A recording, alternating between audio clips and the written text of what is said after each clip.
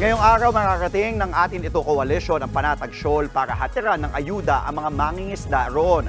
Pero ang China handa raw depensahan ang kanilang karapatan sa inaangking teritoryo. Nasa frontline ng balitang yan si Elaine Fulgencio.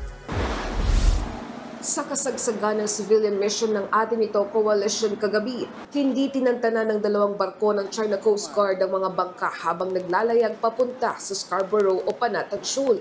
Sa kuhang ito ng Philippine Coast Guard, kita ang dalawang barko ng China habang nakabuntot sa mga Pinoy.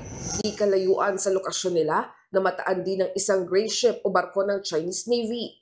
Unang sumulpot ang mga barko na yan, 50 nautical miles pa lang mula sa Masinloc, Zambales.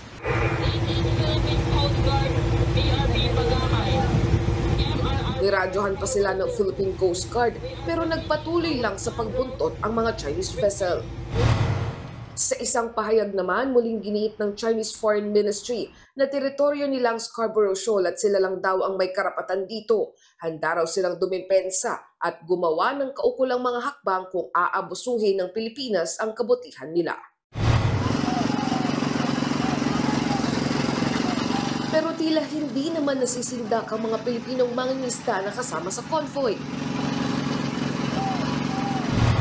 Sa kabuuan, nasa 200 volunteers ang sumama sa ikalawang civilian supply mission.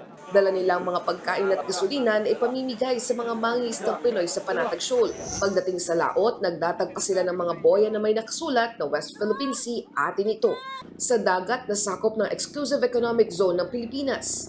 Habang ginagawa nila yan, binabantayan sila ng BRP Bagakay ng Coast Guard.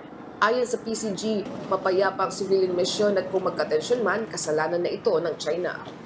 Are we provoking them? Are we escalating the tension? No. They are the ones escalating the tension because the mere fact that they are deploying their Coast Guard vessels, their Chinese maritime militia, to block a civil society initiative in sailing within our own exclusive economic zone.